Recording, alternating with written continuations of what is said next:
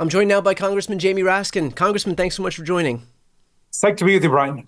So obviously some big news that was just revealed by Donald Trump is this idea that he is making null and void any pardons that were granted by Joe Biden to members of the January 6th committee. Obviously, you sit on this committee. So can I have your reaction to both the legality and just in general, him deciding to try and attack members of the January 6th committee? Well, one president cannot revoke or veto another president's pardon. So that simply doesn't exist. He's complaining that Biden used an auto pen, although there's no evidence for the fact that he used an auto pen. In any event, the Constitution doesn't say you can't use an auto pen. Yeah. Because the president has the power to pardon and commute sentences. So let's hope that this is a passing fancy and just a little drizzle in the summertime, and that he doesn't press it too hard. Look, we know he was running around threatening to prosecute Liz Cheney and Benny Thompson, the chair of our committee and the vice chair of our committee. And that's why this general pardon was issued to members of the committee. But for all intents and purposes, it's a valid legal pardon. And that is within the unilateral power of the president. If not, a lot of people would be challenging the idea that he could pardon actual insurrectionists who he incited to try to overthrow an election to keep him in office. Does the fact that he's trying to do this, the legality notwithstanding, signal that it is indeed his desire to go after his political opponents who sat on the January 6th committee? Oh, well, there's no doubt about that. I mean, he's been tweeting against us and vilifying us, ever since the bipartisan January 6th Select Committee, which he calls the Unselect Committee, has been in business. But here's the thing, Brian, they haven't laid a glove on a single factual finding or determination that we made in the report of the bipartisan select committee. They set up a whole subcommittee on the House Administration Committee under Congressman Loudermilk to try to go after Liz Cheney and to try to find stuff wrong. They couldn't find anything. They literally have not contradicted a single factual statement.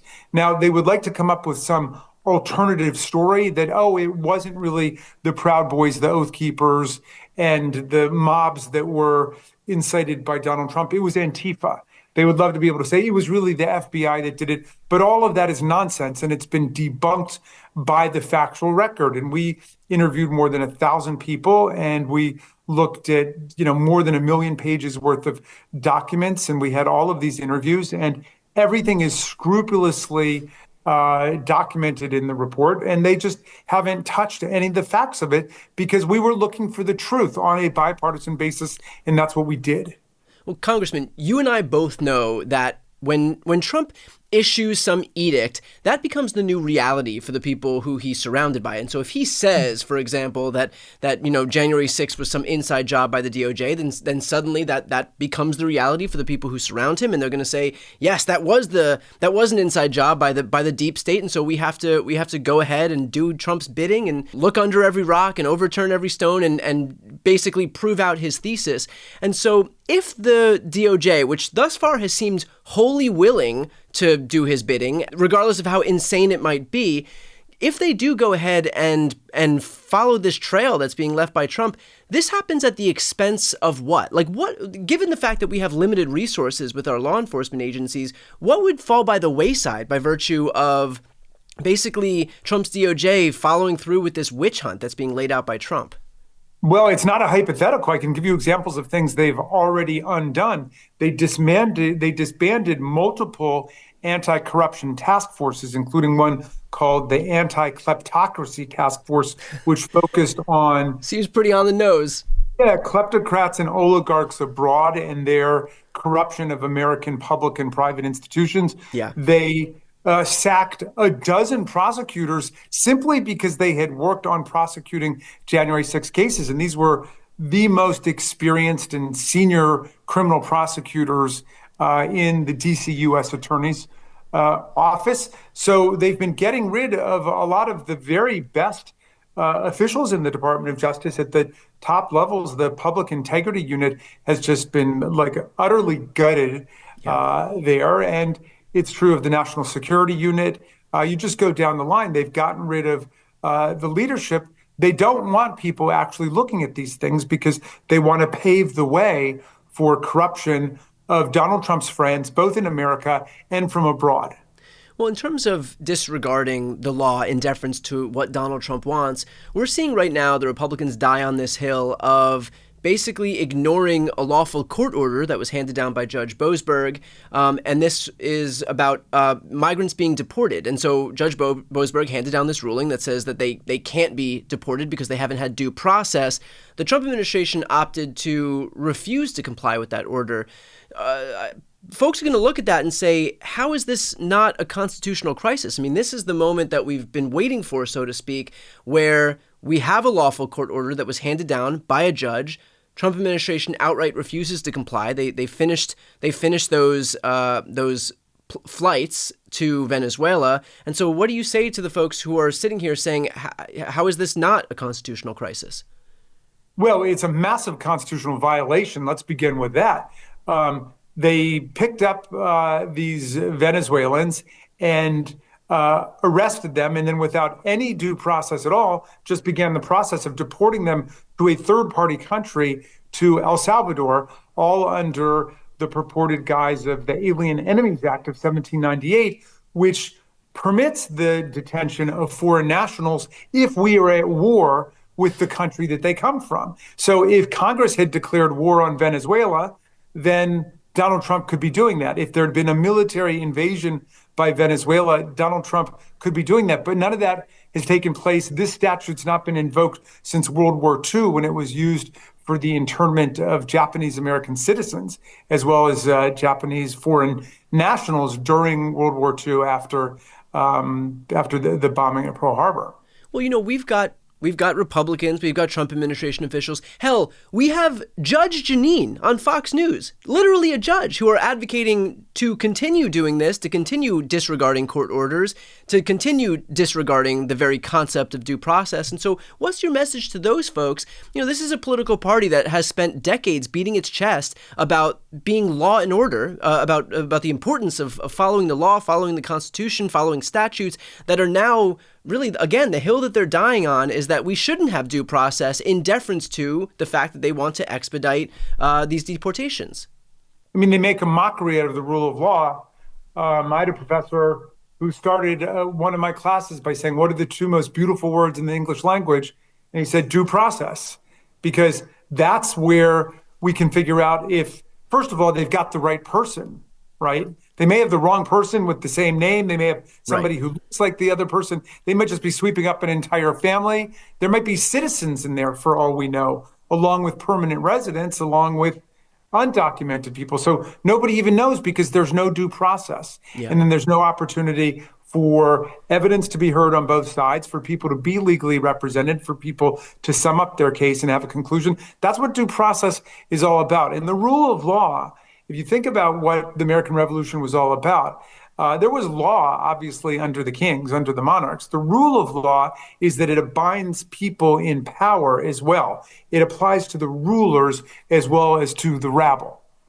Do you think that the Trump administration may be using this as a pretext to be able to carry out their broader deportation plans by kind of normalizing us to this idea that they don't have to abide by the constraints of due process, and they can lean on this statute from the late 1700s, knowing full well that yes, everybody who's contained within their roundups are not gang members, but they can still use that as a pretext to be able to carry out, their broad deportations of really just vast numbers of migrants. I mean, the historical precedent for that is the Alien and Sedition Acts of the 1790s, where it established this landmark precedent that laws like these would be used to go after immigrants, and then they would quickly be used to go after citizens too, who engage in speech which is seen as dissident or subversive speech. And so in those days, it was the dangerous subversive Frenchmen who were being swept up around the country, and newspaper editors who were being too friendly to the French Revolution. And that's been the history of this, that if you allow the government to say there's going to be a whole category of people, millions of people who have no rights and no due process, it is inevitably going to sweep citizens up into it as well. And do you think that there's posed some risk to citizens now or political opponents of this administration, given the slippery slope that the Trump administration would be engaging in? Well, I mean, take the guy Khalil that they picked up in Right. New York, right? So they went looking for him on a student visa. He didn't have a student visa. He was a permanent resident of the United States. He's got all the First Amendment rights that you and I have. Yeah. There were no criminal charges against him. He'd never been arrested. He'd never been convicted of anything. All they had on him is that he had gone to protests against the Gaza war, along with hundreds of thousands of other people in the country. And then what do you know? He ends up on an airplane and then, Right. He's moved to a completely different part of the country. So, yeah, like that's the road we're going down. We already see what President Trump is doing in terms of unleashing the FCC on ABC, on CBS, on, MSNBC, which he calls MSDNC. Yeah. He actually repeatedly said the other day when he showed up at the Department of Justice and completely desecrated the values of that institution that he felt like the news media should be illegal because of what they say and what they do and because they oppose him. And he says that with a straight face, thinking that just because they have a different political view than him, that he should be able to make them into criminals. Yeah. And that is absolutely the short road to authoritarianism. Well, look, Congressman, we see all of this happening, and it really deserves an urgent response. And I think the problem is that now a lot of folks in the Democratic base are not seeing that from our elected officials. And that's really come into particular focus in the last few days. And you have a base that largely views the Democratic Party as unwilling to exercise power when it has it and unwilling to exercise leverage in the rare instances where even from the minority, we can use it. And look, you have been somebody who's been wholly willing to stand up and fight and really exercise the power that we have. And so I guess what's your message to the Democratic base more broadly in seeing what they view as a political party that's really not meeting the moment with the urgency that it deserves? Look, I'm perfectly willing to believe that there have been all kinds of tactical and strategic errors in the Democratic Party. I don't think it's fair to say that the Biden administration and the Democrats in Congress did not use the power we had in the last administration. We had narrow majorities to start off with, and then we were in the congressional minority. We still passed an historic infrastructure investment bill. I sat there for 4 years under Donald Trump with, infrastructure week, infrastructure month, infrastructure barbecue. They never gave us anything. And the Democrats got that done, a $1.2 trillion investment in roads, highways, bridges, ports, airports, you name it. We cut prescription drug prices in the Inflation Reduction Act. We had a record historic investment in climate action and solar and wind and alternative energies and so on. But I think to me, it seems perfectly fine to say that the Democrats have been slow to figure out how to deal with this nightmare of a full-blown fascist assault on every democratic institution. I mean, if you go back and look at what happened in World War II, it took America 4 or 5 years at least to get serious about what was happening in Europe, right? Not 4 or 5 weeks, right. 4 or 5 years. And, the thing about Democratic parties, I think Churchill observed this, was that the Democratic parties, the freedom-loving people of the world, have lots of other stuff going on in their lives. They've got family lives and they've got other things they're doing. And it took a while to get the democratic countries focused on the real peril of Hitler and Mussolini and what was taking place in Europe.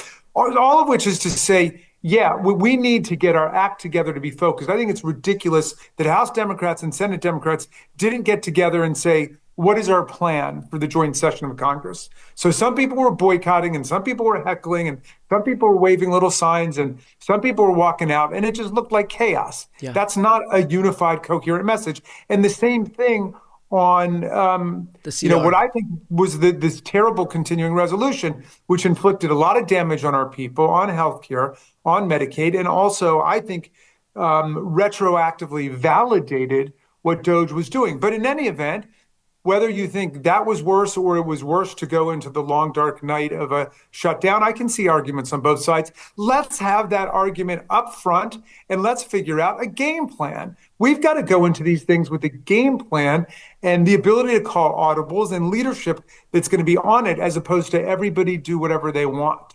To that point, then, like, clearly there is an uproar right now, and so has the decision then been made? I mean, bring us behind the curtain a little bit in terms of what that looks like now, because I don't think that folks are. I mean, look, they're not willing to accept it in that it just passed. I mean, Democrats are the Democratic base is angry, and so moving forward, does it look like it's going to be different? Will there be unanimity? Is there going to be a more unified front?